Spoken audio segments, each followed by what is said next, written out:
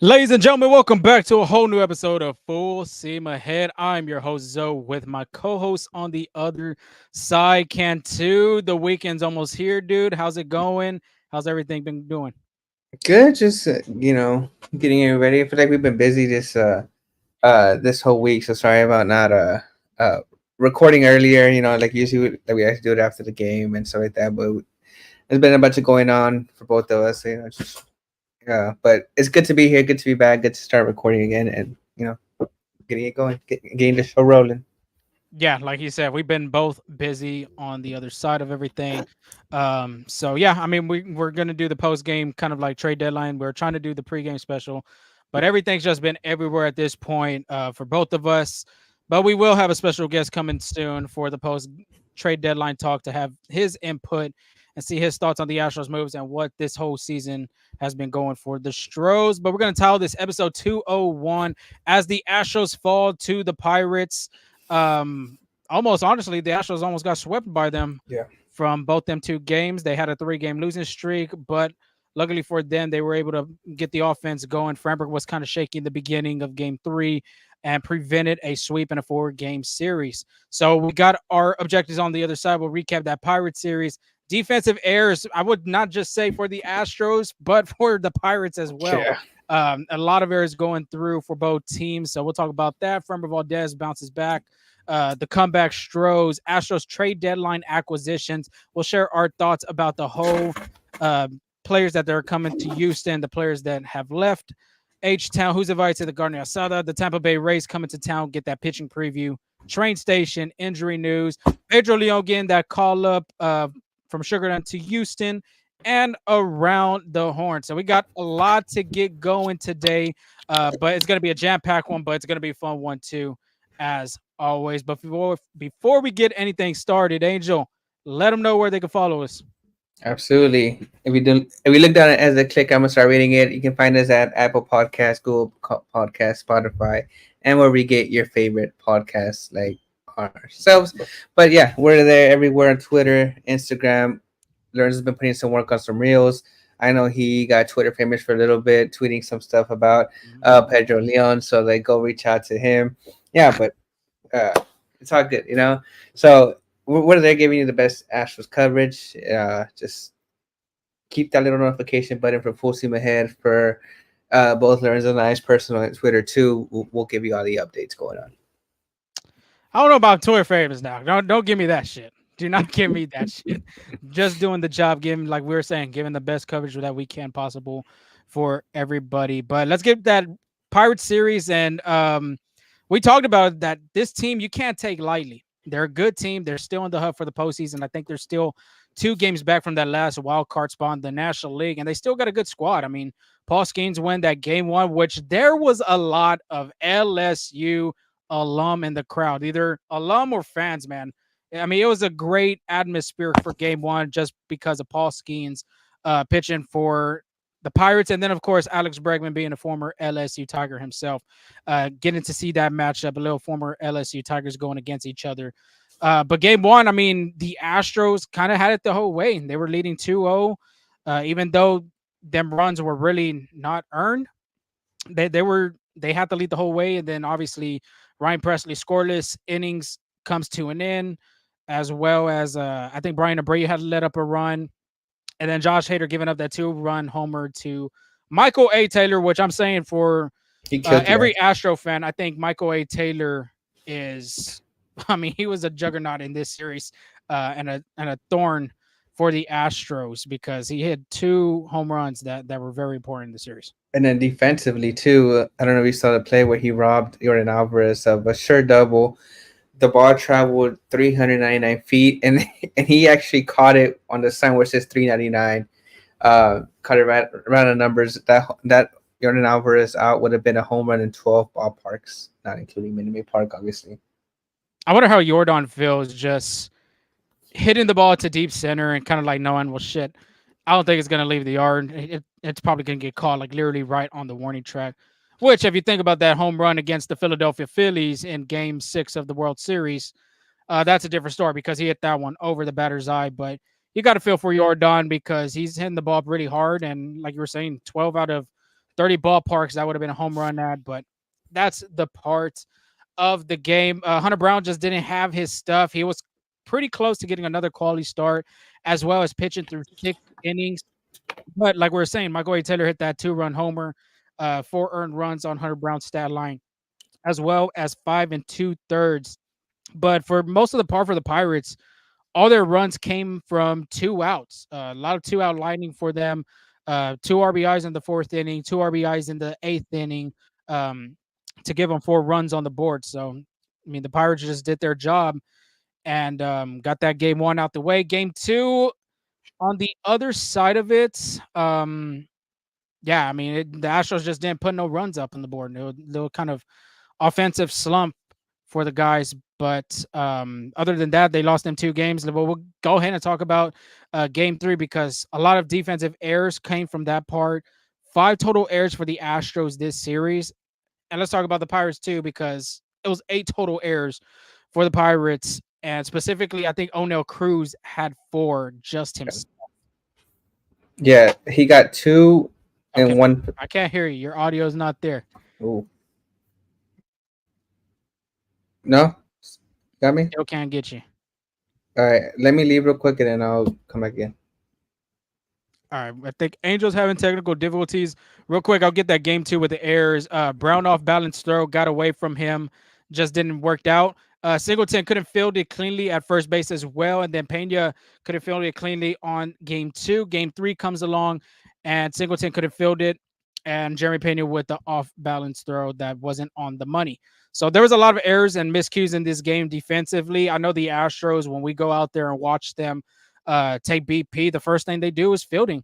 And the funny thing is, when Hunter Brown made that off balance throw on game 2, the pitchers were out there doing PFPs, meaning pitchers fielding practice. They were getting ready, the fielded to first base. They're going to obviously have to go cover the base, or the ball's hitting right at them. They obviously underthrow it or just do a little small throw to first base. Angel, how about now? Is it working now? You got me? Man, I still can't hear you. Hello, hello, hello. Hello, hello.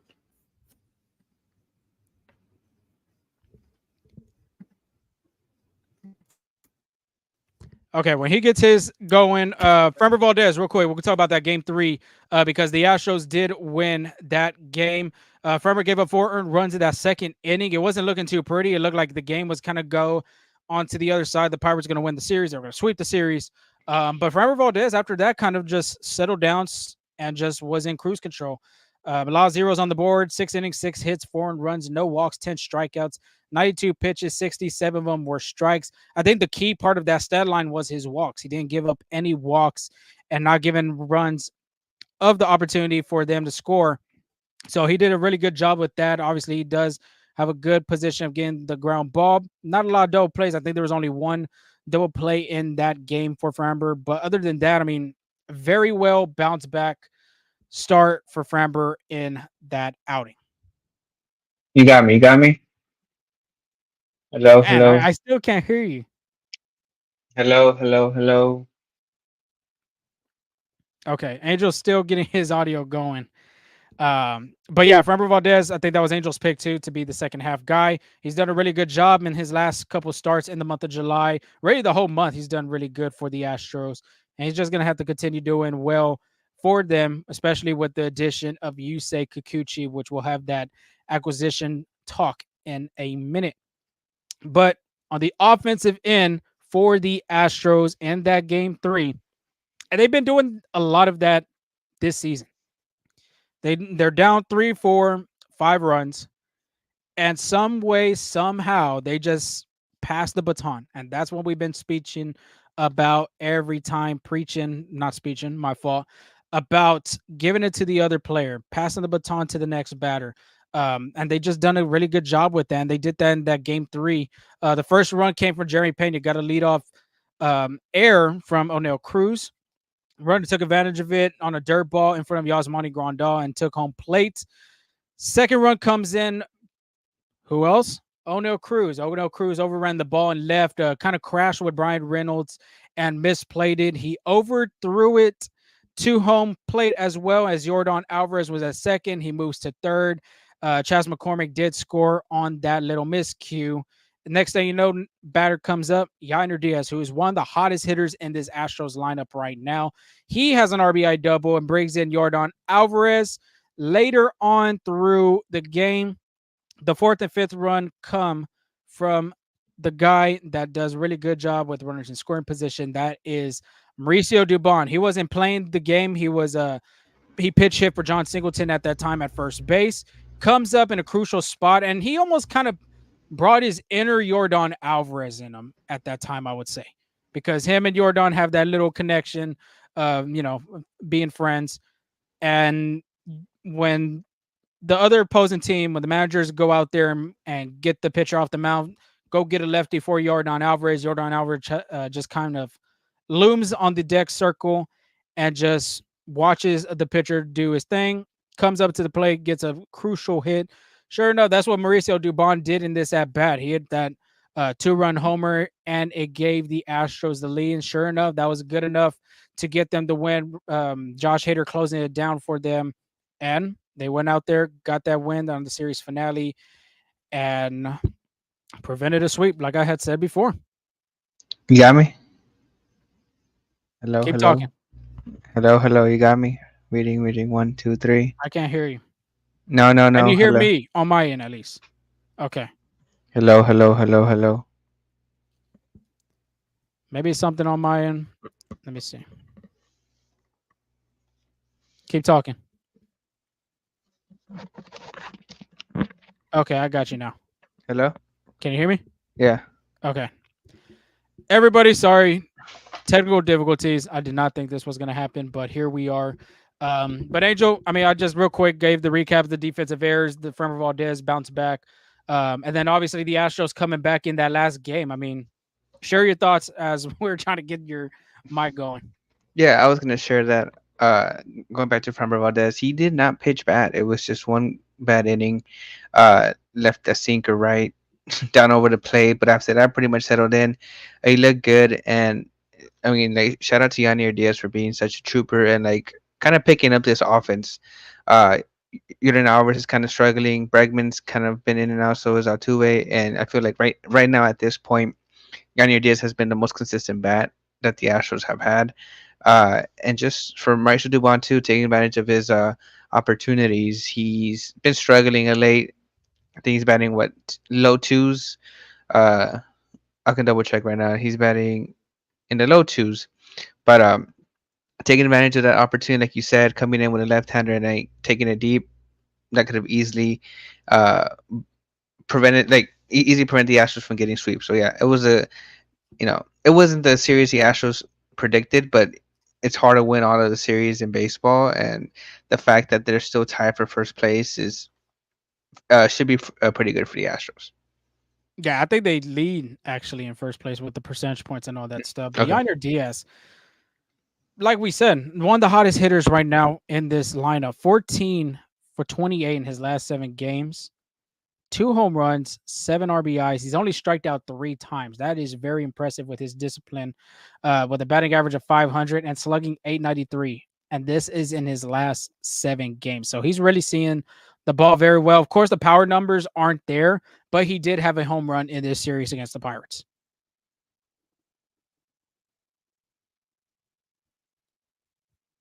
You're on mute. Can you hear me? I just switched headphones. Yeah, I got you. Gotcha. All right, perfect. But like I said, and Angel said, he said it perfectly. The Astros couldn't win every series. And they dropped this series against the Pirates. After the All-Star break, it's kind of like they've won one, they lost one, they won one, they lost one. They got that little pattern going. Maybe it kind of goes away and fades away with these series is coming up. But let's move on to the Astros trade deadline acquisitions, because that is the biggest topic of, I would say, this podcast episode. Even though we did recap that Pirate series, the biggest talk is going to be this trade deadline acquisitions. The Astros only made 2 at the deadline. So let's start off with the biggest splash for the Astros was acquiring starting pitcher Yusei Kikuchi from the Toronto Blue Jays in exchange for starting pitcher Jake Bloss, outfielder Joey Luperfido, and infielder prospect Will Wagner. I don't know if you checked it out already, Angel, but Jake Bloss has moved to number 3 in the Blue Jays farm system, and Will Wagner is now number 22 in their farm system. Both were optioned to Triple A. Joey Luperfido is the only one with the big league ball club right now. He made a start yesterday's game and went 1 for 5, 2 strikeouts. His first at bat, it was kind of a 3 pitch strikeout. Good morning, good afternoon, and good night, like Mr. Robert Forrest says on the radio. And then to lastly, what was the last move I would say for the Astros at the deadline was acquiring left-handed reliever Caleb Ferguson from the New York Yankees in exchange for a high A right-handed pitcher Kelly Austin and $750,000 in international pool money, which the Astros have over $1 million and the Yankees have under $1 million in the international pool when it comes to their signings. I want to say that's coming up soon for the international pool signings. I don't have it on the top of my head, but it is coming up. So I will say this before we give out the stats of both players. The reaction I would say for me in the beginning when both of us had heard Jake Bloss was scratched, and that meant that, okay, there's a possibility that he's going to be traded. Then they said Yusei Kikuchi is the guy that's going to be given away. Okay, makes sense. It kind of was a little overpay, but I was like, okay, 1 for 1, by all means. The next thing you know, later on during the game, they finalized it by saying it was Joey Luperfido, Jake Bloss, and Will Wagner. At that moment, I was kind of like, massive overpay, very shocked for both of us. I think both of us. And at the end of the day, though, I thought about it more during the game and then even that night and then the next day. The Astros are kind of in a situation right now that they needed somebody in the starting pitcher. They needed a starting pitcher, and they went out to get Yusei Kikuchi. Yes, the numbers aren't pretty. We'll have the numbers here in a minute, but you need a guy.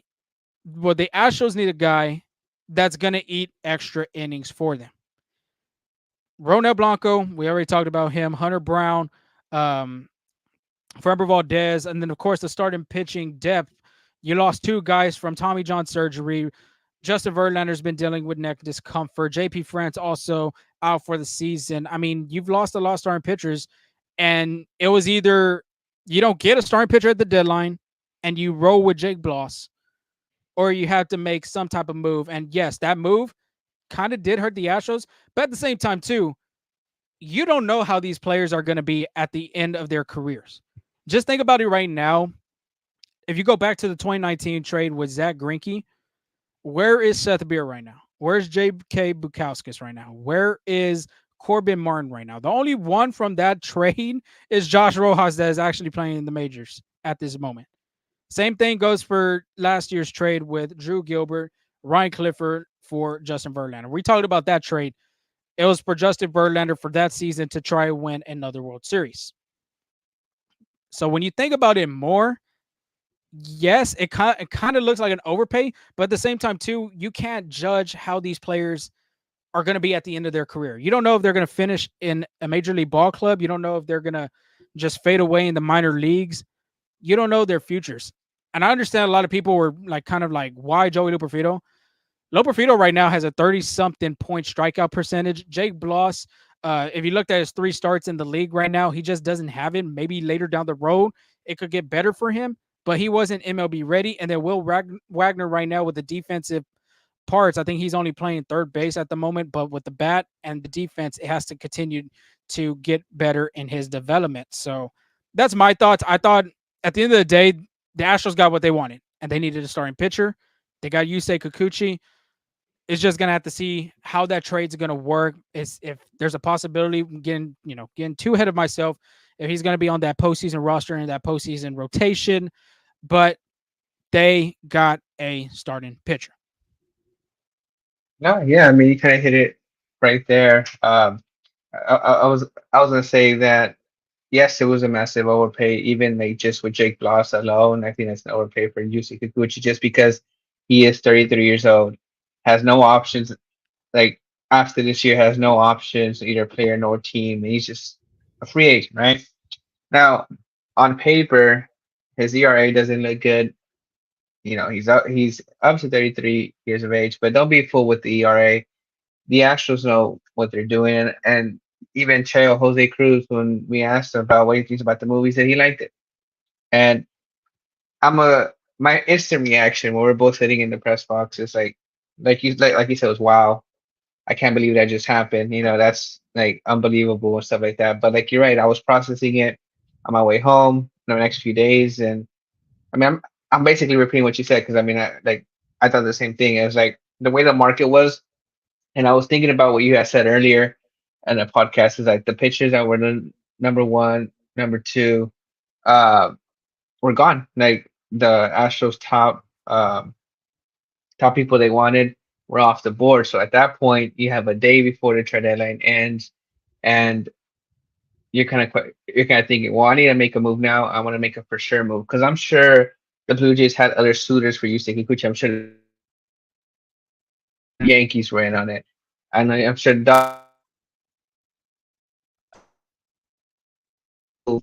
that's enticing for the Blue Jays to say, all right, we'll take your deal.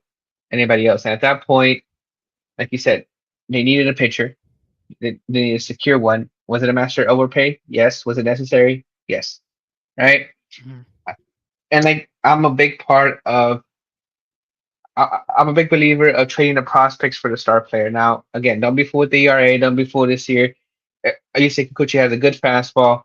He has a good slider. Yes, last year his slider had a eight run value, which is pretty Pretty phenomenal. good. Yeah. Yeah, and I'm sure the Astros and their pitching coaches can work something with Yusei Kikuchi to kind of get him back where he was last year. So I'm not too worried.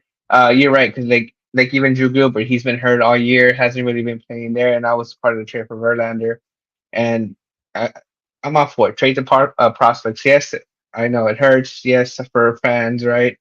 I know Joey Lupifero was a fan favorite. Jake Loss was slowly getting a fan favorite. So I know for the fan base it hurts losing guys like that, but at the end of the day, yes, we're trying to win a World Series right now. And although Joey Lupifero, yes, the strikeout rate is high. Could he probably find it next year? Probably yes. Could he be a superstar? Probably yes. But at this point, he's not. If the Astros go into the postseason right now,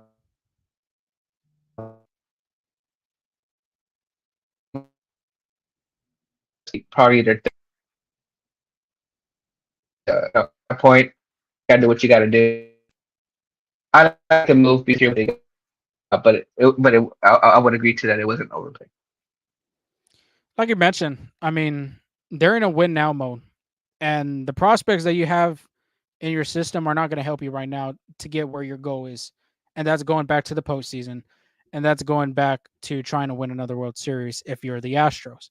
So this move was definitely necessary for them to bolster their coverage of getting back to the postseason, no matter what. Prospects, like I said, Jake Bloss and Joey Lupifero, they could help you, but at the same time, too, you need a guy that has experience. I'm not saying Kikuchi has pitched in the postseason, which I don't have them stats on me, but he's a veteran that has already pitched in this league for so many years, gone through the ups, gone through the downs, um, and even through his press conference. I mean, like like I had mentioned on the quotes, I mean, he's very excited to come to Houston to play for a championship contender team. That's the biggest thing that any player that's getting traded wants to go to a contender team and try to help that team get to the next level, and that's going to the postseason. So I think this was the necessary move for the Astros because, like I've already said, I mean, you don't know how these prospects are going to be during their careers. Maybe they do blow up, maybe they don't. But as of right now, if you're in that win now mode, and that's what Dana Brown and the Astros organization is trying to do, is win now, think about it later, and that's what they did. That's what the necessary move for Yusei Kikuchi um, to bring him in. But a little bit of stats real quick on him: 4.9 record, 4.75 ERA, 130 strikeouts. Like Angel had said, the ERA isn't pretty, but don't let the numbers fool you. It doesn't get better than this. 90.7 exit velocity. That's bottom 7% of the league. His max exit velocity is 119.2. That is bottom 1% of the league. Negative run value on all of his pitches, but his curveball. The curveball breaks even at 0 for this year. So, yes, the numbers aren't pretty. The numbers aren't perfect, but there is optimism for this guy to get back on track and get the ball rolling because they have even asked him at the press conference about his season. I mean, the season hasn't been good. And we just said the record right there. This is what he had to say. He said, mechanics wise, there's no issue. I'm pretty confident that it was just the pressure of the situation. Sometimes being in tight games, you don't want to give up the next run. I ended up just throwing it over the plate a little bit. But yeah, hopefully with the Astros, I can make the adjustment. The Astros have done a great job with pitchers, either signing off the free agents or getting through trade, have done a good job developing these guys into average, good, possibly great pitchers. The only great one I could really say, two great ones, I think, in my opinion, Garrett Cole and Charlie Morton. They made them really great starting pitchers. Credit to Brett Strom and his time there, but even now with the pitching coaches that the Astros have right now and the development, the statistical analytics department, but yeah, you never know what can happen. Maybe Kikuchi could work with Josh Miller, could work with Joe Espada. There's a lot of things that they like about Kikuchi. Of course, looking at his stuff, it just looks like command. But there's an article about Kikuchi from Ian Osiris of The Athletic, and he likes the addition. These are some quotes from the article. I hadn't checked out the article. Like I said, it's on The Athletic. Quote, 95.7 miles per hour on the four seam. Only Cole Reagans, Tariq Skubal, and Gary Crochet average a high number among qualified left starters. If you open to righties, you only add Dylan Cease and Tyler Glasnow. That says a lot about that damn fastball. If you think about it, with the righties, Dylan Cease, who just threw a no-hitter, Tyler Glasnow, all-star this year. Garrett Crochet, all-star in the voting for Cy Young as a candidate this year, as well as Tariq Skubal. Cole Reagans as well had a great second half last year. Moving on to the slider, like you said, Angel, he had a great run value on it last year, 89.2 miles per hour on his slider. Kikuchi has the second fastest slider among qualified starters. Glasnow is ahead of him among all major league pitchers. Let's move on to his curveball. 82.9 miles per hour puts him fifth on the list behind Glasnow and Logan Gilbert. Logan Gilbert this year, all-star. Curveball, which I had just mentioned, 82.9. Changeup, which is the last pitch, 87.2 miles per hour. To me, when I was looking at his stats, looking at the arsenal, looking at how many pitches he's thrown from each pitch, the changeup has been the lowest one. But the velocity is right there for it. It's not a bad pitch. The velocity looks really good at it. The opponent batting average on that pitch, too, is a 193. That is really impressive. For him not throwing the ball that much on the changeup and with that opponent batting average, that doesn't sound bad at all. Which he's only thrown it 130 times, like I said, the last pitch on his arsenal. So I would say if you're the Astros pitching staff and you're looking through all the analytics and you're looking through all the work that he's done this season, maybe possibly looking into that changeup. Try to throw that changeup a little bit more because if you throw that, I mean, that could be a difference maker in your start.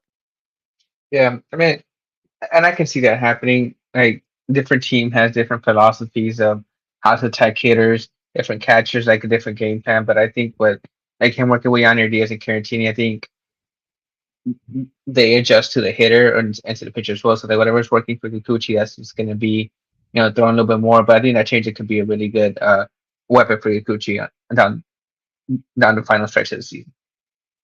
Yeah, so we will have that pitching preview because he will be making his Astros debut against the Rays. But I'm very excited to see what he brings to the table for the Astros. Coming from, because he did play with the Mariners, so he knows his time with Houston, as well as playing with the Blue Jays. Kikuchi pitched against Houston already this past year. So I think it's going to be really nice to see him play. And then, two, just to make it a little bit more special, him being the first Astros starting pitcher that is Japanese. There's only been 3 Japanese players in the organization alone. Me and Angel kind of talked about that, trying to figure it out. I wonder if anybody else could figure it out. Angel, I mean, come on, you give everybody the answers right now. Oh yeah, I got him in the first two tries. I just can remember their first last name. It was Kazmatsui and Nori Aoki. which Nori Aoki did. I think he was a part of the 2017 World Series team, correct? He So he did was, get a ring. and then he went to the Blue Jays after that. Yeah. So uh, he did pitch at a time, but that he doesn't qualify as a starting pitcher. Kikuchi would be the first Astros Japanese starting pitcher in franchise history. So that's very impressive to have that, and as well him talking about Japan being big, the Astros being big in Japan back home in his native land. I thought that was pretty cool. Him saying that the Astros are very popular over there just for the fact that when it's playoff baseball time over there, the TVs are on and the Astros are always on it. Speaking of former Astros that are pitchers, did you see who just got signed by a major by the Yankees to I did. uh to become a pitcher later in his career? I did. He did. Brett Phillips, remember that guy? Yeah. Yeah. So Brett former Astros Phillips. minor leaguer went to Milwaukee in that trade to was it the Carlos Gomez trade No, I don't and think it was that one. later. I'm not 100% sure which one he was traded for, but he did end up going to the World Series and making a one Hmm. of the biggest hits of his career. I would say Yeah, for having a sure. walk off. Check that off your bucket list. But the other guy on the other side of this trade acquisitions, the second guy is Caleb Ferguson, which I was shocked. I did not think the Astros and Yankees were going to make a trade. If you would have told me that when we're talking about this pre-trade deadline stuff going on, I would have thought you're crazy because right now the Astros and Yankees, they have that little bit of rival part of them right there, and then as well as both of them trying to go to the postseason to take the other out. So I was pretty shocked about the move, but Caleb Ferguson did come to the Astros in that trade, 1-3 record with a 5.13 ERA. He does have 10 holds, 41 strikeouts. I put the 10 holds there just for the fact that if Brian Abreu needs a day off, Ryan Presley needs a day off, you got a guy that can go back in that back end of the bullpen and kind of help you if you need it. But more than likely, he's going to be in that middle relief side of it. I think it's a great asset for the Astros to have in that bullpen to put a lefty reliever in there. No, nothing against Brian King, but having a guy that Caleb Ferguson that's pitched in the postseason with the Dodgers, who's pitched with the Yankees right now. He's been in some hostile environments. He knows the type of pressure and the environment that goes into these type of games. So I do like that part of adding a lefty reliever into the bullpen. His ERA is the highest of his big league career. 5.13 is not the biggest, but like I said, we're not going to tell you about the numbers being fooled. 11.1 strikeouts per 9 innings. That is pretty impressive. He does have a 4-pitch arsenal, being a 4-seam fastball, a cutter, a slurve, and a sinker. His cutter has a 5-run value. The only pitch that has a positive run value with 42.2 whip percentage and a 24 put away percentage. So I think this is a great addition. Like I said, I already gave my thoughts. Having another lefty reliever in the bullpen, obviously too, with the guys in the middle relief, especially with Rafael Montero being DFA'd, I think it's going to be a big help for that middle relief part. Yeah, absolutely. And that cut is great. The point batting average on that is 59. So I think if he's able to figure it out, I mean, like you might kind of eliminate the fastball a little bit, just work cutter, slurve, sinker. I think that could be a little bit more beneficial for him because he is getting beat on the fastball is most on pitch, and he's getting pretty beat on it. I think it's just location as well. I think the Astros got these guys because they know they can find a mechanical change in them. Or like they saw something that they liked and they can work with it, and kind of give advice, tips. So, I mean, they like it wasn't a desperation move or anything like that. They know what they're doing. They know why they got these guys, and it just takes a little switch to turn somebody sees it around.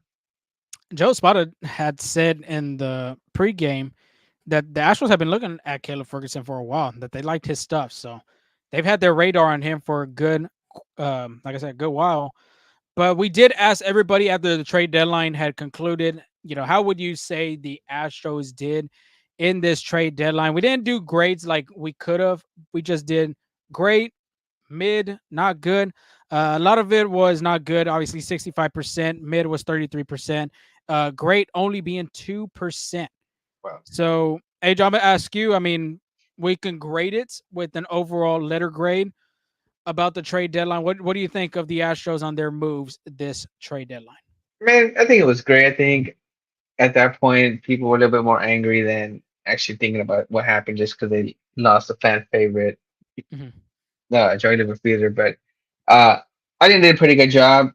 I I do want to answer Joshua Petrow's question. He said, but they also needed a bat, and they didn't get that. Well, I think the stellar play of John Singleton and the fact that Pedro Leon has had pretty good numbers in the minor leagues and has the potential to produce offensively in the major league kind of like offset that, right? So uh, I think the Astros were um, kind of like okay with John Singleton's bat. You know, he's kind of been like that platoon switch at first base, and just adding Pedro Leon. Eager to see what he does. Like he's been flying through the minors.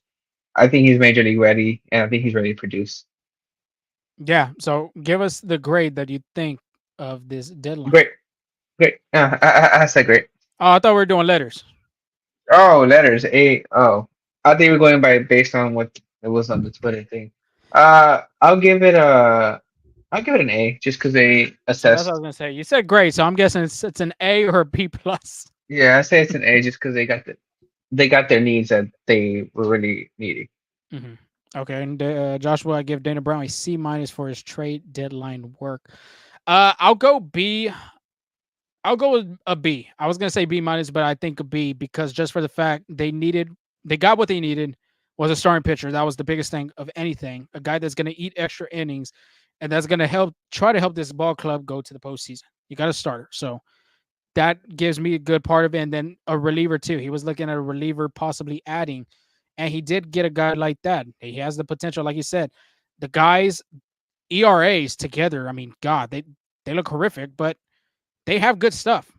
They have the stuff. It's just mechanical issues. It could be the arm slot. It could be the motion.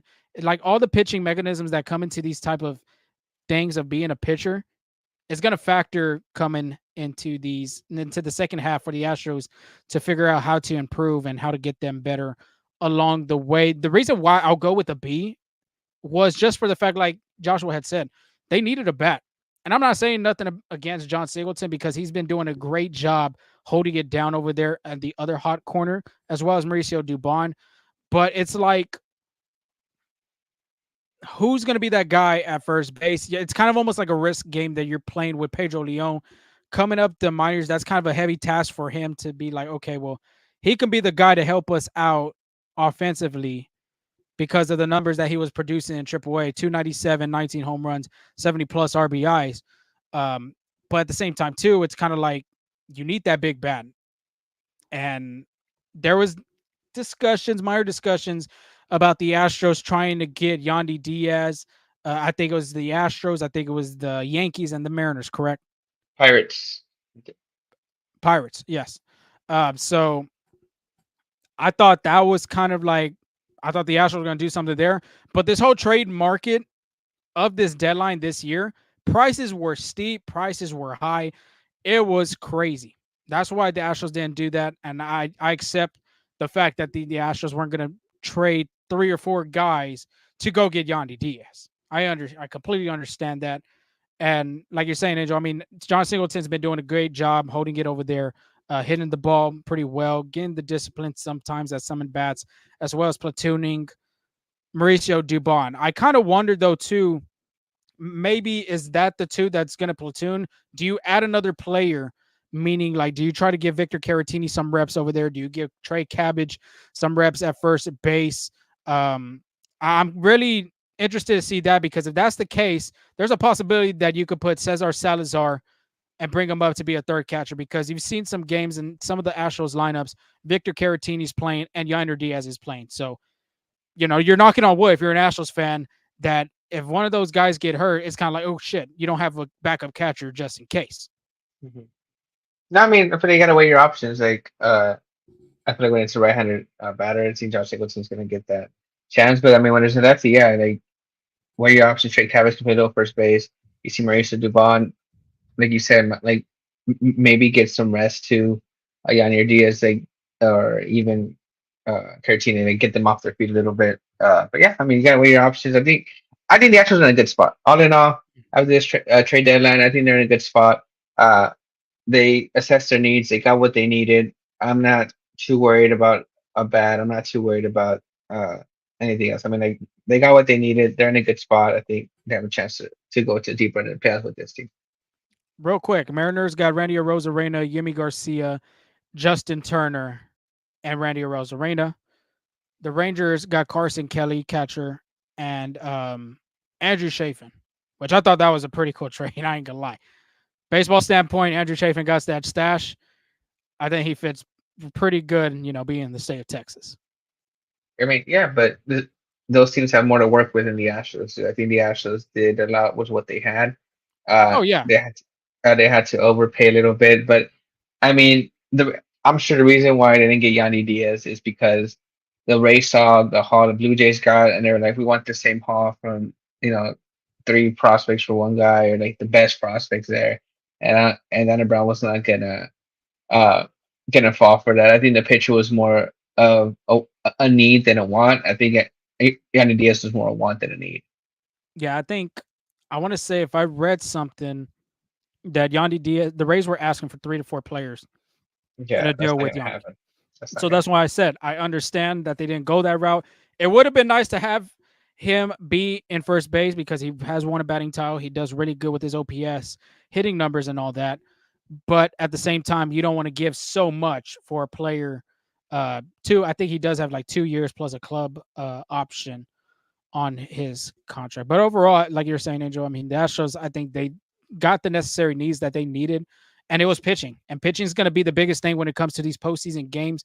Pitching is going to win you those ball games in the postseason, and the Astros kind of solidified that by getting a starter and a reliever.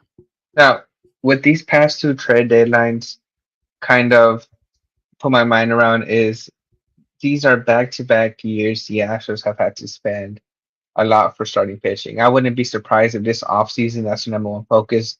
And I won't be surprised if they're willing to spend a little more than they're accustomed to, a little bit more than they're I feel like they'll get out of the comfort zone a little bit and go after these pitchers just so they're not in the same situation again. Yes, I know injuries happen throughout the season, but what's but the difference is right now you're looking for a star pitcher and you got Yusei Kikuchi, whereas if you load up on pitching in the offseason, you just look for reinforcements, right? You just look for a bullpen piece here.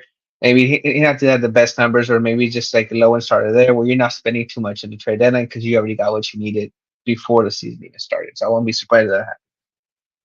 Yeah, I'm interested to see if Kikuchi how his second half performance is, and I'm kind of wanted to see what the Astros are looking at into that. If Kikuchi does have a good second half of the season, do you think the Astros there's a possibility they give him like a contract of looking around 2 to 3 years with an option? Yeah, I mean, I think the Astros brought him for a reason. I don't think they gave him that much just to let him go in the offseason. I think they will exercise a contract to him. Maybe they'll give him an option. Now I think it'll be maybe like you said, 2 3 years. I don't think they go one. But I also don't think they go past three. So maybe like two. I feel like they kind of meet in the middle. Maybe 2 years with an option. Maybe after the second year.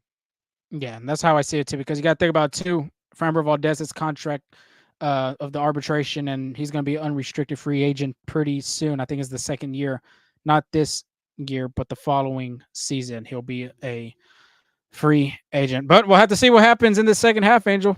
We'll have to see. Yeah, and second half brings a second half party. Now, this kind of says to be kind of lonely. Only three pairs were invited. Let's start with Yanier Diaz. He batted 500 last series, did it again. 7 for 13, that's over 500. 7 game hit streak, and since June 3rd, Yanier Diaz is hitting 347 with 61 hits and 177 at bats, with eight doubles, two triples, 7 home runs, 35 RBIs, and an on base percentage plus and an OPS of 893. This is all in 44 games. Now, Yanier Diaz, we're just talking about this off air. His home run numbers are down. He has 10. In the last 44 games, he's gotten 7 of those. So he's starting to heat up after a little slow start. He's out, man. He's almost batting what 300 for the season. He's like Yeah, 280, almost 297. 297. Look at that, 300 hitting catcher. I think it's possible. And a biggest change I'm seeing is that he's not afraid to go the other way. He roped a double down the gap earlier in the game, last game, so that's good to see. The fact that he's using off fields is good. It's what's helping him get where he's at. Uh, Another person mentioned the Garcia stat. He only had one hit, but it was a big one. Stopped him from getting short. That's to be Mauricio Dubon. He pitched it twice and then started the second game. But he went 1 for 5 with a home run, 2 RBIs. He has started in 7 different positions this season. He became the first Astro player in history to do that in a season. So shout out to him there, the utility master at work.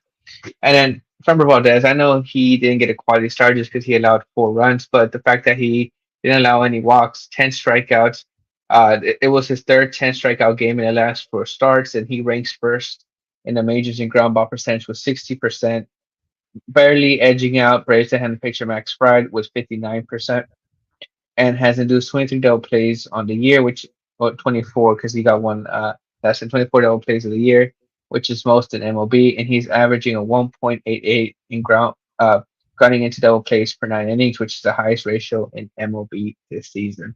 I think a good like if we can take back the second inning, I think like we're looking at Framber Valdez and a quality start because I mean he was good. He pitched great, just one hiccup and it cost him big. And Brian De La Cruz actually started that with a 101 mile per hour single there, and that's the Pirates unit added regular. I'm gonna check real quick how many hits he gave up. 6 hits in total. I'm curious to see how many hits it was just in that second inning I alone. think it was 4 hits in that One, second inning two, alone. three, 4, 5. He gave up 5 hits in the second inning alone, and his stat line is 6. Yeah, That that's is all it very was. impressive. Hmm. Not allowing a walk too, like I said at the beginning. That's even more impressive. Yeah, I But mean, this it happens, pitchers go through these hiccups, but I think since the All Star break, I think he's done pretty good. yeah, short gun I saw that, but I mean, I think 3 of the most important ones in that series: Heiner Diaz staying hot, Mauricio Dubon getting that clutch home run for the Astros to win that game, as well as Framber Valdez pitching that start. But let's go through that pitching preview real quick with the Tampa Bay Rays coming into Houston. 55-53 record. They're 6-4 their last 10 games. Fourth in the AL East, 4.5 games back from that last wild card spot, which is like they reinforced their team with a lot of prospects. And even I want to say Christopher Morel, which is a MLB ready player already. And they're just 4.5 games back. That's It's not crazy. bad. Not bad at all if you are a Rays fan. But Friday Night Lights, 7-10. Shane Bass, 0-1 record with a 3.66 ERA. He'll be going against Yusei Kikuchi, who's making his Astros debut with a 4.9 record, 4.75 ERA. And then Bass, of course, the 2017 first rounder, the boy that's from Houston, Concordia Lutheran, who we just talked to a guy that's from Concordia Lutheran, being Key Bryant Hayes. Last start versus the Cincinnati Reds, 6 innings, 2 hits, 2 earned runs, 2 walks, 7 strikeouts. He has pitched 86 of them, 57 were strikes. Honestly, this game, this start right here could be a pitch count for him because he is recovering from Tommy John surgery. This will be his 5th start of this season. So just a look out on that just in case. Maybe he pitches 90. I doubt he'll be in the high 90s, low to mid 90s of the pitches that you're probably going to see from Bass. But he has a great fastball velocity being 96.2, averaging miles per hour. That's 86th percentile on Baseball Savant. And then let's just give out the arsenal because he hasn't pitched a lot this season. 4-seam fastball, he throws at 46% of the time. A lot of hitters do a lot of damage with it, being a 400 opponent batting average, 8 strikeouts, which is the most of any pitch. Like we said, that fastball is really good on his arsenal. Slider 30.4% of the time, curveball 16.1% of the time, and a changeup 7.5. So Key Brian Hayes did say he had some family friends and some former coaches in attendance. I wouldn't be surprised if Bass has the same thing when he makes his start on Friday night. Yeah, Shane Bass is a really interesting guy. Like you said, recovering from Tommy John surgery. He's only 25 and has high velocity fastball, which I know it's been getting hit. That tells me that guys are kind of sitting on it, and I'm gonna tell you why. Because his breaking numbers are really good. His slider, 45 batting average. Is it 45? And his curveball is 188. So I think he's throwing a little fastball a little too much. Let's say the Astros gonna take advantage of that fastball. He tries to throw high and inside, but just be wary of that breaking pitch. Yep, great off speed numbers. Like I said, attack that fastball. But Kikuchi, on the other hand, for the Astros, his last start versus the Texas Rangers, it was on July 26th. He went 4 2/3, 8 hits, 5 earned runs, 2 walks, 5 strikeouts. 96 pitches were thrown, 62 of them were strikes. His last start versus the Tampa Bay Rays, because the American League East does have the Blue Jays and the Rays. But his last start, my gosh, I got to go to March 30th. That was like literally either opening day or just right about where opening day was at. He did get the loss in that game. 4 1/3, 6 hits, 3 earned runs, 3 walks, 4 strikeouts. Like I said, the numbers doesn't sound exciting, but like Angel was saying in the beginning, I mean, this is a new team that can put a positive effect on a player's mind, as well as the numbers. I mean, when you go to a championship contender, just think about Justin Verlander. I'm not saying that Verlander Kikuchi is the same player, but Verlander came from the Tigers that wasn't having a pretty good season, goes to the Astros that were contending for a World Series. And I kid you not, that was probably one of the best second half performances in Astros history. So excited to see what he brings to the table, especially against a team that he's seen a couple of times with the Tampa Bay Rays. Yeah, absolutely. I think sometimes like a new spot, a new club, new city can really kind of give you like a fresh restart in your season. And honestly, the Astros don't care what he did last year. It's just, like this is like his new opening day. 0-0 record with the Astros, 0 ERA. Just go in there, do a job. I think he could do just that. Yeah, for all the Astro fans that are listening to us right now, apparently he has a little tune every time he throws a strikeout. It happened in Toronto when he had like a strikeout. They would like throw a little musician sound saying Yusei or it said Kikuchi, one of the other, but it would say his name. So I don't know if that's going to transpire over here to Houston Could whenever he be. has a strikeout for the Astros, but just a little bit of taste on that caveat. But Saturday, 6:15 start time. Zach Littell will be going for the Rays, 4.7 record, 4.18 ERA. He'll be going against Ronel Blanco on the other side with a 9.5 record, 2.95 ERA. Zach Little's last start versus the Cincinnati Reds, he did really well. 7 innings, 3 hits, no earned runs, 1 walk, 5 strikeouts. He faced Houston last year, did get the win against the Astros. 5 innings, 8 hits, 2 earned runs, no walks, 4 strikeouts. If you listen to both them stat lines, the walk rate is pretty low. So he does a really good job not giving batters a free base. Doesn't walk a lot of batters. You got a 4.5 walk percentage, which is type 5% in Major League Baseball right now. 2 of his last 3 starts have been quality starts. So just another little point on that. Off speed. This guy is a off speed first type of pitcher. You're not going to see the four seam being the most thrown. You're going to probably see more of the heavy dosage of a slider and split finger mix. He will throw that fastball occasionally here and there, but you're going to see a lot of slider and you're going to see a lot of the split finger slider. You're going to see it up and low and in on right-handed hitters. Lefties, you're going to see a back door to the right side of the plate to the left-handed hitter. Split finger for both sides. I would say it's going to be on the lower part of the zone. He's going to try to get that little movement down and under the strike zone in the middle part. That is his best strikeout pitch to go to with 36 strikeouts.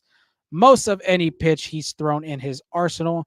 And to end it, of course, we gave out the positives. Let's give out a little negative of his outings of him struggling on his road, being away from Tropicana Field. 581 ERA, 343 opponent batting average, 557 opponent slugging percentage, and a 460 FIP, fielding independent pitching. So them are not great numbers if you are a Rays fan to hear that, but you never know what can happen in this game. He can throw a gem if anything, but the road numbers aren't on his side in this matchup.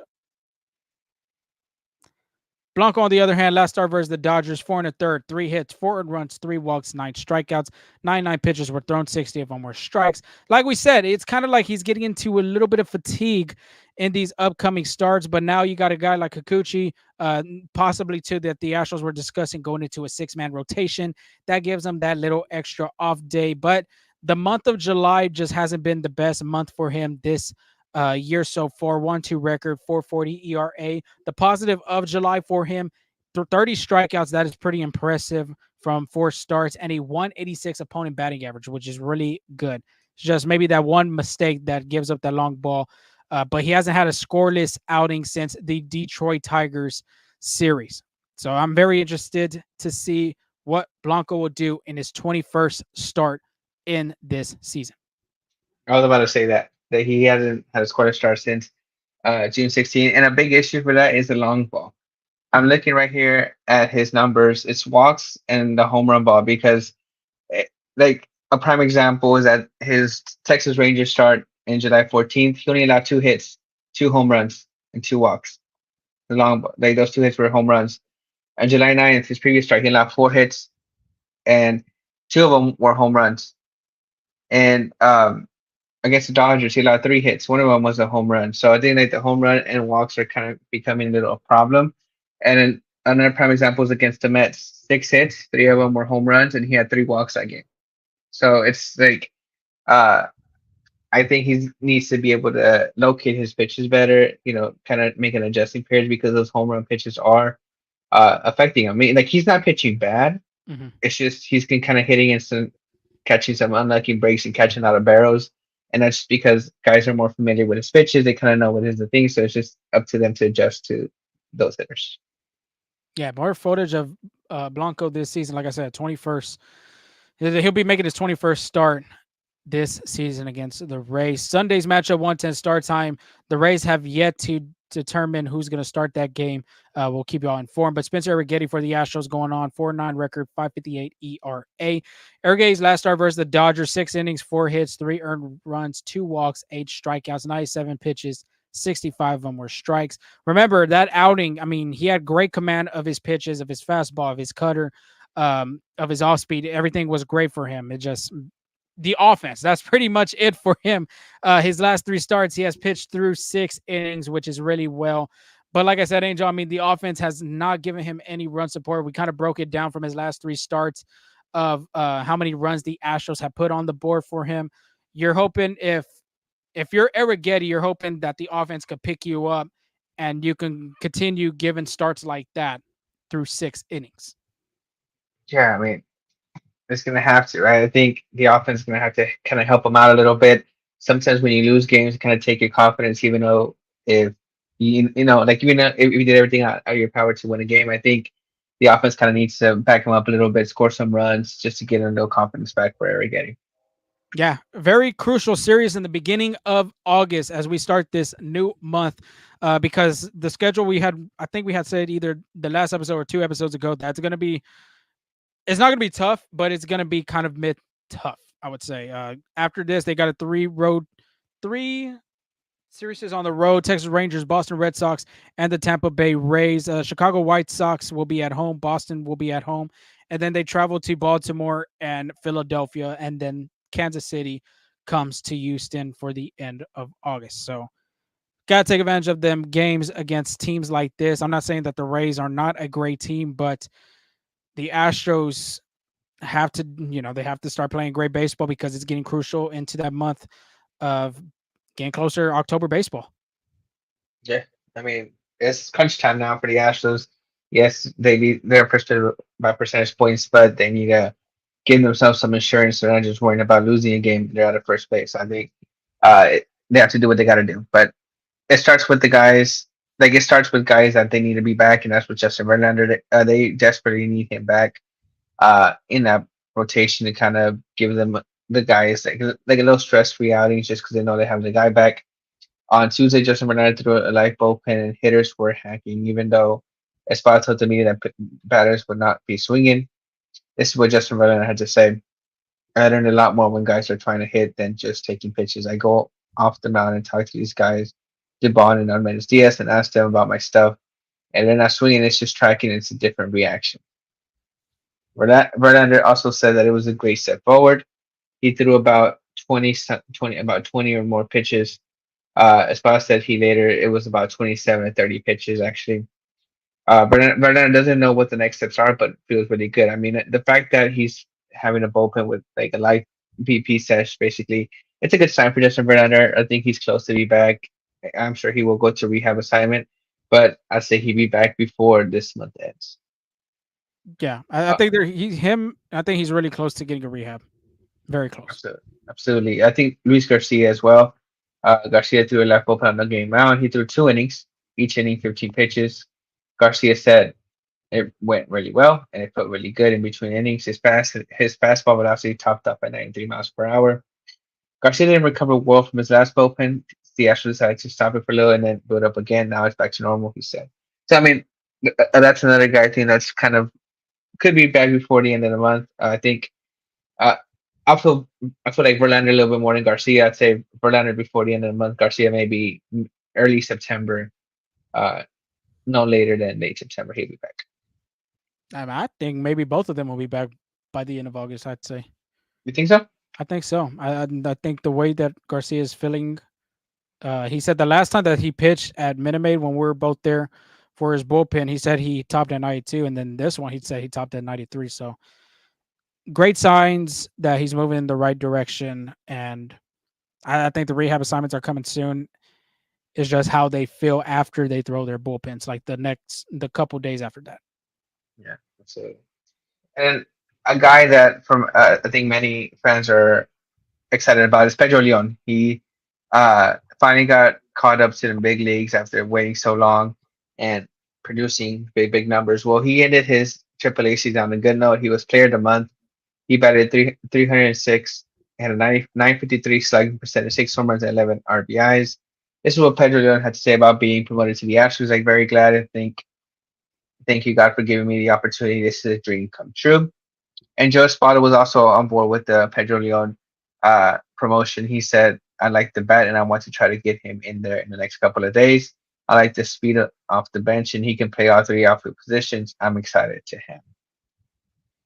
And Pedro Leon's not the only one doing great stuff in the minor leagues. The Astros uh, recently named their player of the month in the minor leagues. So the Astros player development department has named right-handed pitcher Ryan Gusto the Astros level minor league pitcher of the month up for July. Infielder Bryce Matthews, who recently got promoted to Double A, already doing Double A or Triple A, Double A, right? Double A. Double A, already doing good stuff there. Bryce Matthews is the Astros upper level minor league player of the month of July. Right-handed pitcher Anderson Brito is the pitcher of the month for the lower level minor league pitcher of the month, and Chase Jarowski is the lower level minor league player of the month. But yeah, there are some guys. So although the Astros did they trade away their a few of highly regarded prospects, they have more coming in Bryce Matthews. They still have AJ Blueball. I mean, they still have good players that could make a big difference in the next couple of years. Yeah, it's not like the NFL or like the NBA G League. You got NFL had players on the bench, and then NBA they send them down to their G League to like get better. I mean, the Astros have a bunch of prospects through different affiliates, beating single A, double A, triple A, low A, rookie ball. I mean, they got it all. So you never know. One of those guys can hit. Same goes for the guys that they traded away. One of those guys can maybe hit too. Just remember, like the Astros, they traded away JD Martinez. Look what JD Martinez did. Same thing goes for like Teoscar Hernandez. Teoscar Hernandez is having a good season for the Dodgers. So it could kind of hit or miss kind of situation. But going back to Pedro Leon, I think that's going to be an exciting guy for the Astros to see. Because they basically were trying to figure out if they're going to trade him away or it was going to be Loperfido. They traded away Loperfido. So I had a feeling that Pedro Leon was going to get the call up because of the way he's been producing and hitting. I don't sleep on his arm. The arm is one of the best in his grading of a prospect. I think it has a 70 grade for his arm. So that's a highly top rated arm when you look at when you compare the numbers. So I'm very excited to see him too as well play with the Astros. Yeah, absolutely. I think he has a very bright future ahead of him, and the Astros saw something they like. That's the reason why he's still an Astro.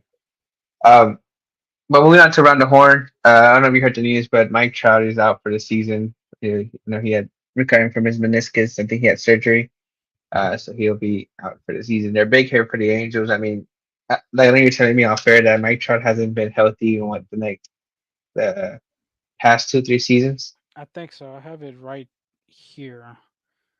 I saw a tweet and Bill Shaken said games played by Mike Trout in the second half: 2021 0, 2022 40, 2023 1, 2024 0.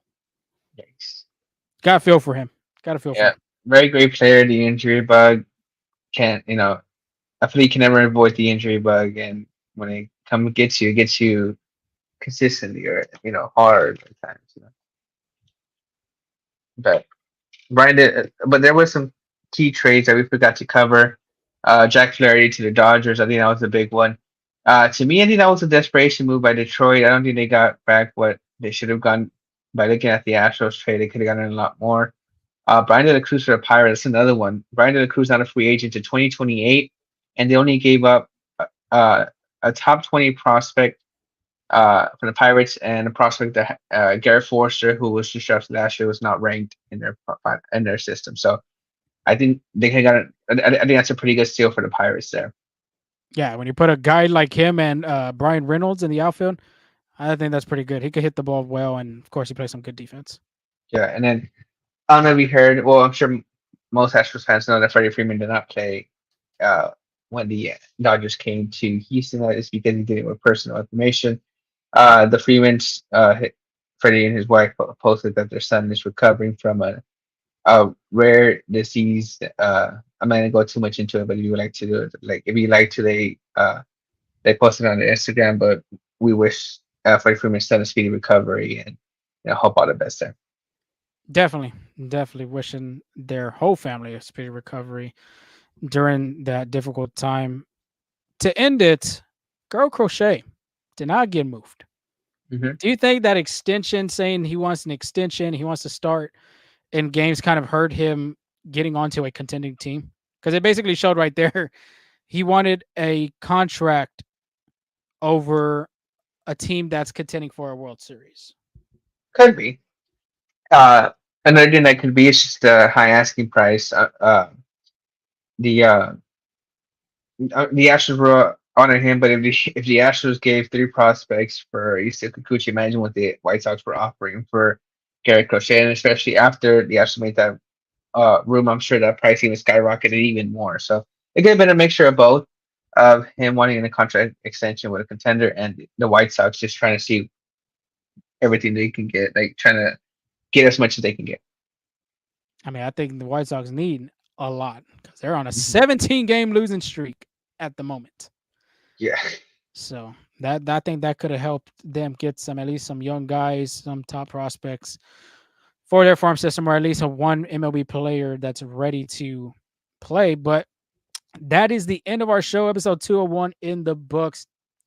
Shout out to all of y'all staying on with us, and sorry for the technical difficulties in the beginning of the show. My Yeah. gosh, it was My just apologies. that was just not our cup of tea from both of us, and not just from Angel, from my side as well. So we truly do apologize on our end. We'll get that fixed and get it uploaded. But if you did miss the show, we'll have it all ready to go on YouTube. If you're on Twitter right now, make sure you go to YouTube, hit that subscribe button, and hit that like button on this video. Then you could get the latest news from our content from our social media on X, TikTok, FSA Full Steam Ahead on Instagram, as well as our platforms on podcasts from Apple and Spotify. But Angel, you got anything else before we sign off? Because I know the Texans are playing right now, and I'm trying to watch that game. Yeah, me too. But I'm gonna keep it quick. Just thank you for listening. Keep listening to us. Tell your friends. Peace. Definitely. We'll get that recap. Everybody have a safe and blessed weekend. We'll give you the recap of that Rays series and get you the preview, because it is the Silver Boot series against the Texas Rangers at Globe Life Field for a 3-game series. That's going to be very crucial for both sides. But until then, like I said, stay safe. Have a blessed weekend, lovely weekend, and we'll talk to y'all soon.